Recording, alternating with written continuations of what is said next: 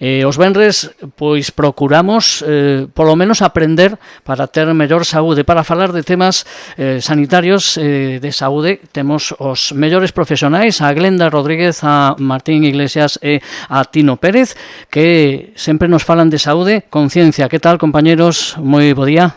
Hola, que tal? Benvidos a Radio Culleredo, como sempre. Bueno, unha radio que xa a vosa casa, xa o sabedes, E con quen falamos hoxe? Porque sempre nos traedes un convidado ou unha convidada especial. Pois hoxe vamos falar dun tema, a veces tabú, un tema sensible como é o suicidio. Antes de presentar a nosa invitada, gustaríame dar uns datos. Como que en España cada día quítanse a vida unhas 10 persoas. No ano 2024, case 3.500 persoas faleceron por suicidio. Para facernos unha idea, nese mesmo ano, na carretera faleceron 1.154 personas, é dicir, máis do triple. Aínda que leva 2 anos descendendo, que é un signo de esperanza, non? Sigue sendo un problema importante para a saúde pública. Pero hoxe queremos falar dende a esperanza e dende a innovación, de como a inteligencia artificial apareciu e convertiuse nunha aliada inesperada na prevención do suicidio, e por iso temos hoxe de invitada a Ana Freire. Bo día, Ana. Hola, que tal? Como estades?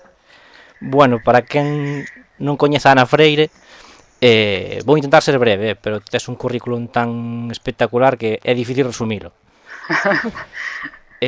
Ana é enxeñeira informática pola Universidade da Coruña, posteriormente obtuvo o doutorado na mesma universidade con a calificación cum laude. Realizou varias estancias en investigación en institucións destacadas como Yahoo Labs, a Universidade de Glasgow ou tamén o Consello Nacional de Investigación en Italia. Actualmente é vicedecana de Impacto Social e Innovación Académica na Universidade Pompeu Fabra Barcelona School of Management, que non sei se o dixen ben. Sí, perfectamente. E tamén moi importante para nós é a creadora de Visibilízalas, un concurso internacional que busca dar visibilidade ás mulleres referentes no ámbito tecnolóxico e científico. Pero se hoxe está Ana con nós é porque é creadora do proxecto Stop, que, bueno, Ana, explícanos que é o proxecto Stop. Bueno, pois moitas gracias primeiro pola presentación moi xenerosa. Sí, efectivamente, o proxecto Stop é un proxecto multidisciplinar no que colaboramos psicólogos, psiquiatras, terapeutas, enxeñeiros e enxeñeiras de datos, expertos en inteligencia artificial, e o obxectivo é axudar a prevenir o suicidio e problemas asociados ao suicidio como poden ser a depresión ou os trastornos da conducta alimentaria como a anorexia a través das redes sociales. E para iso utilizamos inteligencia artificial. Que tipo de patróns buscade nas redes sociais para analizar coa inteligencia artificial? Pois nós o que facemos é analizar as publicacións textuais, as imaxenes e tamén o comportamento dos usuarios nas redes sociais. Por exemplo, pois no que respecta ao ámbito máis textual, miramos, por exemplo, que indicadores de suicidio pode haber nas palabras. Por exemplo, se unha persona sufriu acoso sexual na infancia, ou está sufrindo bullying, ou consume certas sustancias como alcohol ou drogas, ten problemas de parella, problemas económicos, etc. A nivel de imaxes, vemos tamén se ten algunhas imaxes publicadas, se teñen algunha probabilidade de que sexan parecidas a imaxes relacionadas con suicidio, con depresión ou con trastornos da conducta alimentaria. E despois vemos tamén outras cousas que habitualmente buscan nos profesionais da saúde mental nas consultas presenciais, como pode ser o apoio social. Vemos como interactúan nas redes, se teñen moitos amigos que son persoas ás que tú segues, pero que tamén che seguen a ti, non? E incluso patróns do sono, se teñen un patrón de sono regular, é dicir, se al menos hai 6 horas de non actividade nas súas redes, entendemos que ten un patrón de sono regular. Polo contrario, podería ser un indicativo de que esta persoa pois está pasando algúns destos problemas. E todo isto facémolo pois de maneira automática, sempre supervisado por psicólogos e psiquiatras, obviamente, porque sen o seu coñecemento pois este proxecto non sería posible, non? Mira, unha pregunta tamén, cal é o perfil máis frecuente que atopades nas redes? Pois mira, efectivamente nos utilizamos os algoritmos de inteligencia artificial precisamente non para rastrear persoas en particular que teñen un problema, porque de feito facemos todo de maneira anónima, pero para encontrar perfis ou patróns similares a persoas con ideación suicida, con depresión ou con TCA. Por exemplo, o patrón máis habitual de persoas en redes sociais con ideación suicida habitualmente é unha muller, aínda que na vida real se suicidan máis homes, non? Pero dice que porque utilizan métodos máis drásticos, pero sí que hai máis mulleres en teoría nas consultas tamén por ideación suicida. Habitualmente son mulleres de menos de 39 anos que falan de temas pois como os que vos comentei antes, non? Acoso escolar ou incluso abuso sexual, consumo de drogas, etc. No caso da depresión é un perfil un pouco máis novo, habitualmente son persoas de menos de 29 anos, tamén mulleres, teñen problemas de parella, problemas económicos, etc. E despois, o caso dos trastornos da conduta alimentaria é un patrón casi exclusivamente femenino. Máis do 80% dos usuarios en redes son mulleres e moi novas. O 60% son de menos de 19 anos. Co cal, bueno, estamos vendo que aquí é un problema que temos que xestionar de algún modo, non? E o que facemos precisamente con estos perfiles, con estos patróns, é lanzar campañas dirixidas a usuarios que encaixen nestos perfiles. Estas campañas teñen teléfonos de axuda ou chats de axuda que dan apoio emocional aos usuarios aos que lles cheguen estes anuncios a través das redes de maneira gratuita 24 horas. Estes teléfonos pois son ou ben de fundacións que hai en España ou ben do propio teléfono de prevención do suicidio, o 024, e que teñen xa servicios xa establecidos, non? E servicios que sabemos que teñen xa unha calidade determinada. Creo además que las cifras de estas llamadas han sido espectaculares, tanto en el inicio como luego posteriormente durante el proyecto. Pois sí, porque mira, precisamente, bueno, eu son galega, pero traballo en Barcelona, pero a primeira vez que lanzamos estas campañas eu estaba en Rábade, en Lugo, que é onde vivo, porque era Nadal. Lanzamos a primeira campaña dende ali, non? Prácticamente, bueno, estábamos en remoto todos, non? Sí. Pero veña, vamos a lanzar a campaña. E lanzámosla o 24, a primeira, o 24 de decembro de 2020. Esa mesma tarde xa me chamaron da fundación que recibía estas chamadas dicindo que xa chamaran 3 personas e unha tratábase dun suicidio inminente. E cando acabamos a campaña, que as dúas primeiras foron de solo un mes porque non tiñamos máis presuposto, pois dixéronos que se incrementara en un 60% o número de chamadas o número de prevención do suicidio. A terceira campaña foi a primeira que fixemos cun chat, porque as dúas primeiras eran con teléfono e a terceira foi con chat. Durou máis porque axudounos Meta a financiar estas campañas, durou 3 meses e incrementou en prácticamente un 1000%, multiplicou por 10 o número de conversas de chat que recibía unha fundación de aquí de Barcelona, a Fundación Esperanza en Línea, que é a que recibe estos chats dende toda España. Co cal, si vemos que están chegando estos números a persoas que o necesitan, e quizá tamén estamos vendo que moitas veces estos números non se publicitan como deberan, ¿no? Porque incluso cando nós cerramos as campañas, o número de chamadas ou de chats desplómase outra vez, ¿no? Así que vemos obviamente a utilidade destas campañas. Me llama la atención, creo que algo muy bueno que tiene este proyecto es cómo habéis sabido utilizar a vuestro favor las redes sociales, ¿no? Porque se podría pensar que estas mismas tienen un porcentaje, ¿no? de culpa. Bueno, Tino no me deja decir culpa, acompaña, ¿no? Igual a estos problemas de autoestima o de ansiedad, de depresión, digamos, en las nuevas generaciones, ¿no? Las propias redes sociales, y sin embargo vosotros las habéis utilizado a vuestro favor para detectar estos patrones. No sé cuál es vuestra opinión ahora que ya lleva en marcha un tiempo el proyecto sobre esta aparición de las redes sociales, este boom en referencia pues a la juventud, que igual no tiene la madurez, ¿no? Como para pues entender cierta información, este tipo de cosas.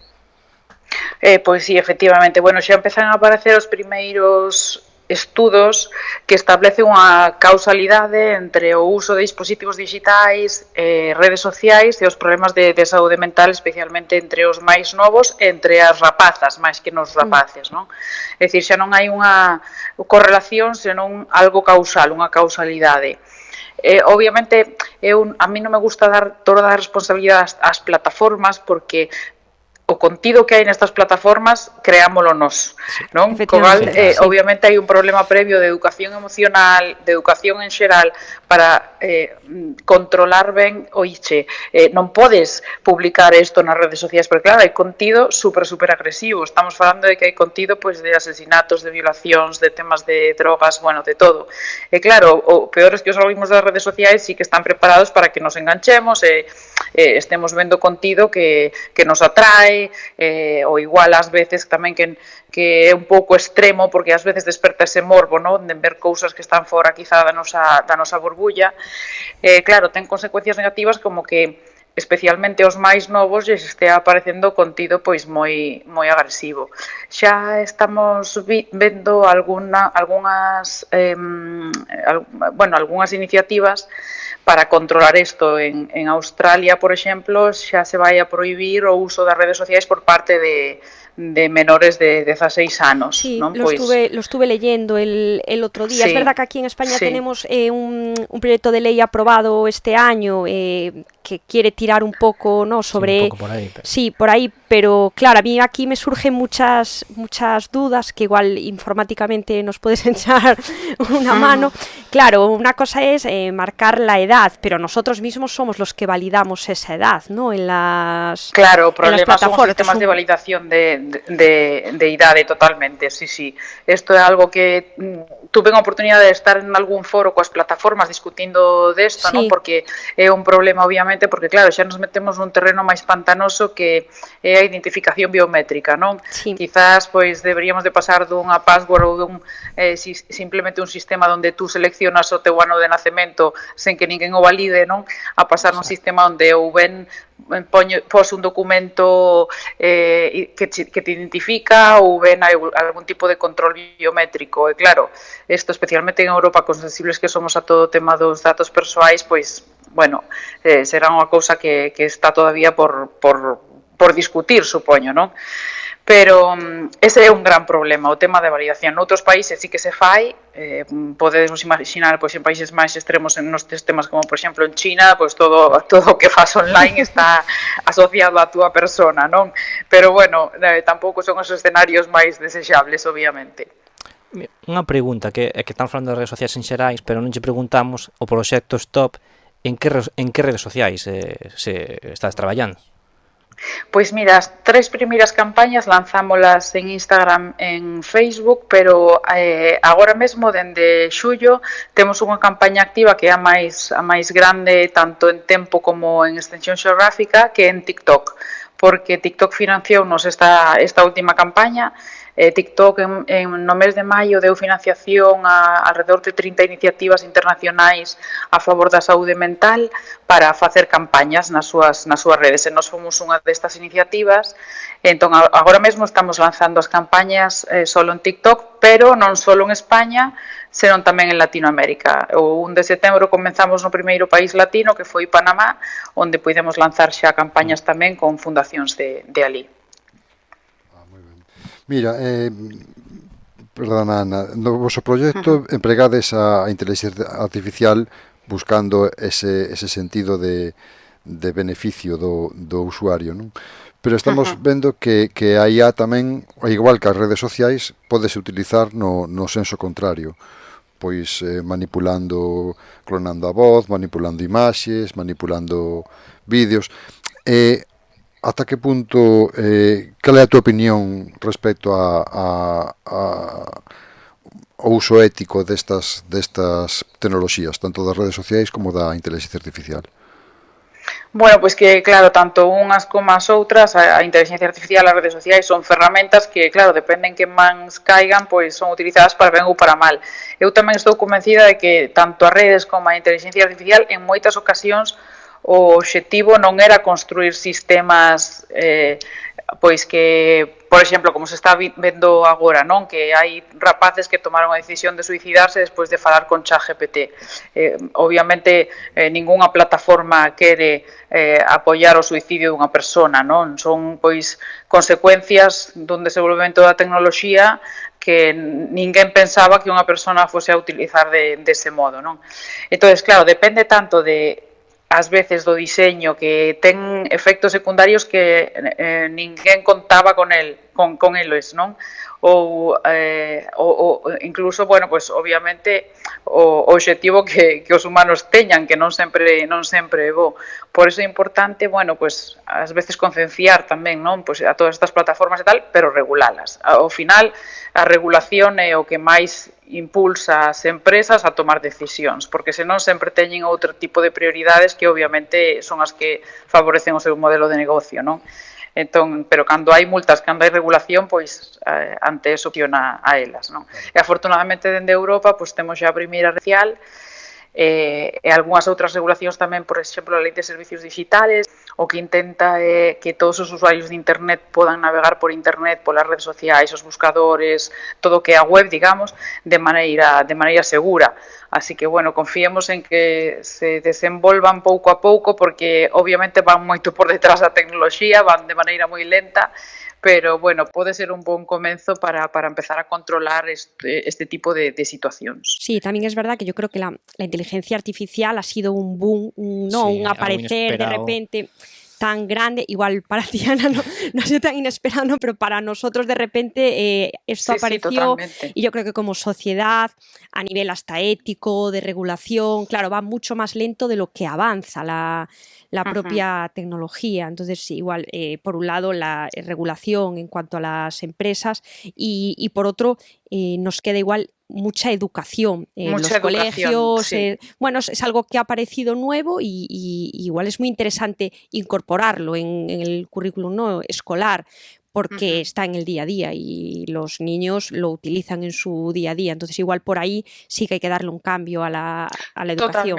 Totalmente de acordo. De feito, sempre digo que os dous antídotos fundamentales contra o mal uso da inteligencia artificial son, por un lado, a regulación e, por outra, a educación. É así, estou totalmente convencida. Meter no currículum escolar, introducir no currículum escolar xa desde edades tempranas o uso, pois, por exemplo, de inteligencia artificial xenerativa, non? De estos chatbots, para que os podes usar, para que non, como usalos, porque obviamente son modelos probabilísticos, non é maxia, non hai un humano detrás, non son profesionais. Parece que responden moi ben e que todo o que dicen é verdade e que todo funciona, pero non é así, equivócanse, ás veces pois simplemente se basan en grandes cantidades de texto do que aprenderon, pero son modelos probabilísticos, entonces hai que ter moito cuidado con eles. De feito, eu sempre invito pois os meus alumnos, non, a xente coa que falo desto, a facer algunha proba de preguntarlle algo que ti saibas moi ben que podas ver que se está equivocando, non? Para darte conta precisamente diso, de que se equivocan e que non son infalibles e que hai que ter moito cuidado con eles. Sobre todo que ás veces incluso depende de quen o implementara, pois pode ter uns resultados máis fiables ou outros, non? Un pouco vendo quen está detrás das diferentes inteligencias artificiais ou das redes sociais, eu acórdome que houve un caso tamén de un chatbot, un chat autogenerativo que sacou Microsoft no 2016 en Twitter, que era pues eso, un chat conversacional, un bot conversacional, que fora un fracaso. En 16 horas tiveron que cerralo porque a idea era crear un perfil dunha muller de 19 anos norteamericana que aprendía da conversación cos que interaccionaban con ela, e ao final foi un fracaso. En 16 horas tiveron que pechalo porque volvíase moi agresiva, racista, violenta, quero dicir, fora un fracaso absoluto por eso, porque a xente que interaccionaba en Twitter con ela, pois facía entrar nunha dinámica moi peligrosa. Totalmente, sí. O obxectivo inicial deste bot era precisamente pues, estudiar este comportamento humano-máquina, non? Pero, bueno, saiu moi mal, como ti dis.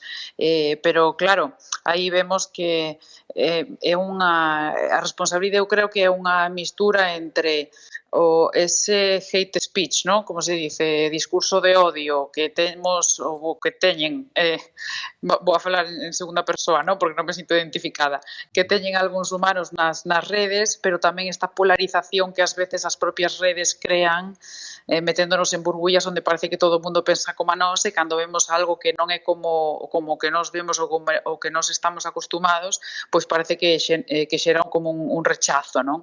Isto é algo que obviamente favorecen os algoritmos das redes sociais, pero temos de alguna maneira que loitar contra isto, porque existe tecnoloxía que é capaz de detectar discurso de odio, existe tecnoloxía que prima a diversidade en lugar de crear estas burbullas de aisladas, non?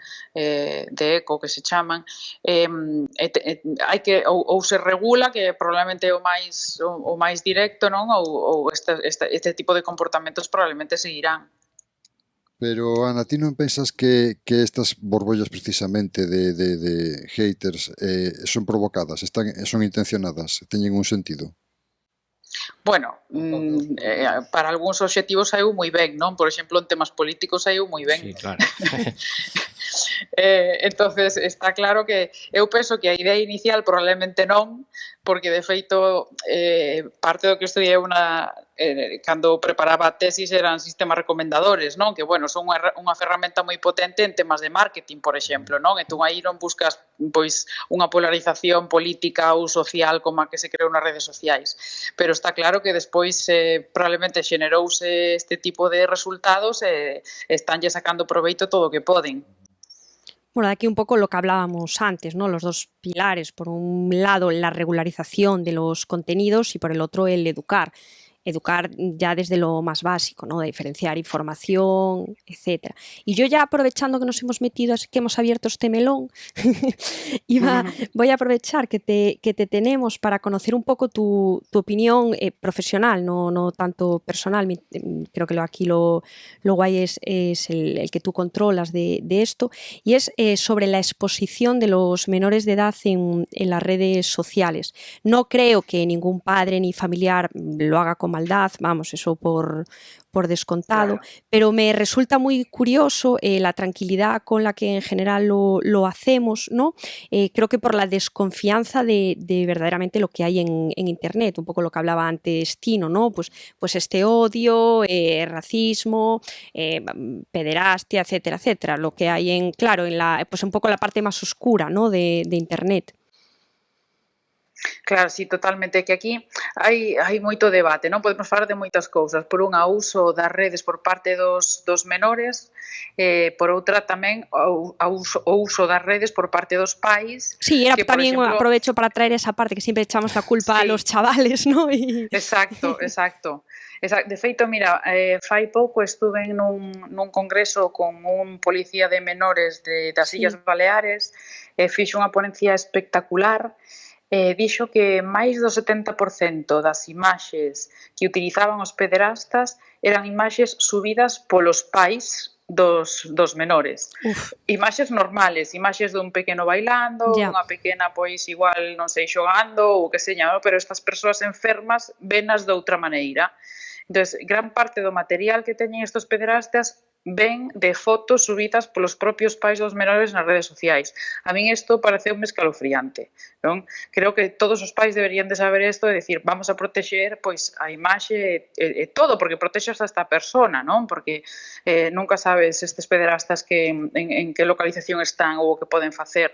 Entón, se podo facer unha recomendación aos pais, por unha parte, que eles non suban material dos fillos online, porque as consecuencias poden ser graves, e por outra parte, que intenten minimizar todo o posible o uso destes dispositivos, xa non só de redes sociais, senón en general de dispositivos móviles por parte dos menores.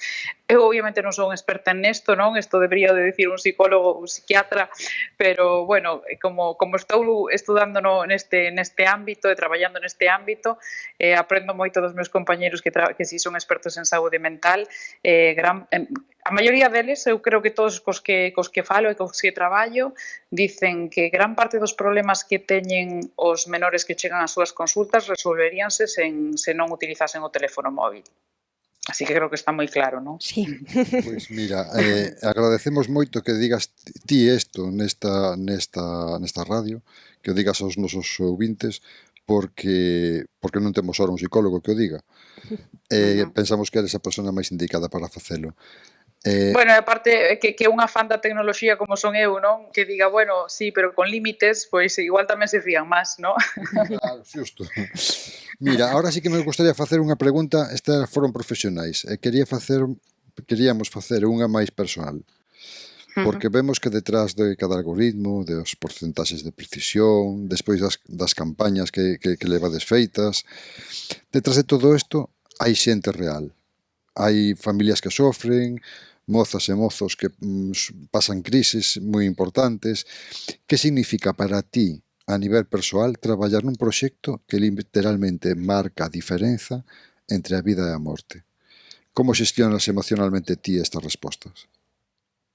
Bueno, pois mira, ao principio cando estábamos directamente analizando os datos, traballando no que era o máis oscuro do proxecto, porque claro, agora que temos os perfiles, de vez en cando recalculámolos, non? Pero xa non traballamos tanto en etiquetar publicacións, en ler todo este contido das redes e tal, pero cando comenzamos o proxecto, cada hora e media tiñamos que parar, non? Porque hai tanta gravedade nas cousas que ves, tanta agresividade que, de verdad, tes que parar. É unha cousa que hai que desconectar e traballar noutros proxectos e despois volver ao seu, non? Agora estamos na parte pois máis doce do proxecto, estamos vendo resultados, estamos vendo como nos chegan tamén pois moitas mensaxes de agradecemento. Isto a nivel personal pois é un orgullo tremendo. Eu creo que este proxecto realmente pois dalle moito sentido á miña vida profesional, porque sobre todo desde o mundo académico estábamos sempre moi acostumbrados simplemente a facer publicacións científicas, publicadas en congresos ou en revistas internacionais, xa está, non? E non sabías nunca se a tua investigación a está usando algunha persoa, a non ser que fixeras algunha patente. Pero o feito de facer este tipo de investigación con impacto social que dalle sentido ao teu traballo completamente. O teu traballo é un pouco a tua vida, non? Porque ao final traballamos tantas horas que ao final dices, bueno, pois mira, pois igual eu estou aquí para precisamente lanzar este proxecto e axudar a persoas, non? É moi bonito traballar, ademais, un proxecto tan multidisciplinar, porque non paras de aprender dos compañeiros, cada un pois sabe dun tema distinto e é algo, bueno, pois moi enriquecedor tamén a nivel personal. Tiñas claro na túa carreira que ibas a enfocalo dentro da informática, non? Hacia a saúde? Pois non, a verdade é que non. Pero o que non tiña moi claro cando elixí informática era estudar medicina ou informática, o sea que aí xa había unha vocación bueno, sí, claro. un pouco escondida de salvar vidas, non? Sí, sí. Pois non nos queda bueno, agora vou facer unha última pregunta que xa que Sí. estamos acabando todo isto, non nos queda moito tempo, e a cada invitado facémoslle unha mesma pregunta, non? Que é un pouco máis persoal, que é para ti, que momento para ti na tua vida cotidiana é saúde? Por exemplo, a mellor tomar un café despois da comida tranquilo, ou non sei, que momento para ti significa saúde? Pois para min é volver a Galicia e reunirme cos meus amigos e coa miña familia. Estar con eles falando e pasear por os bosques tan bonitos que temos en Galicia, esos paisaxes maravillosos que aquí na cidade estou moi contenta, pero botase moito de menos. Aí é cando respiro e que noto que os meus pulmóns se rexeneran aire, non? O aire cando realmente xa non é só saúde, senón felicidade. Bueno, con esa resposta xa nos ganaches os tres. Sí. É verdade, non o digo por dicir, porque é unha absoluta verdade. Pois moitas gracias, Ana. Bueno, antes de despedirnos, sí que me gustaría recordar outra vez o teléfono 024, que se estás pasando un momento difícil, é un teléfono gratuito e confidencial, e que atendas 24 horas do día, e que é o teléfono da prevención do suicidio que nos proporciona o Ministerio, non? Sí, así é, ten teléfono e chat, ademais. Sí. O 024. Pois nada máis, Ana, moitas gracias por atendernos, gracias pola tua amabilidade. Gracias a vos por dar visibilidade a este tema que é algo moi importante, a ver se conseguimos que deixe de ser un tabú e que calquera persona que teña algún tipo de sentimento deste tipo, pues que busque axuda e que salga desta situación. Pois moitas gracias. Muchísimas gracias. Muchísimas gracias, Ana. De verdad que es un A placer. vos, Y enhorabuena. hasta pronto. Enhorabuena por Exactamente. este Gracias. proyecto que es una pasada. Moitas gracias.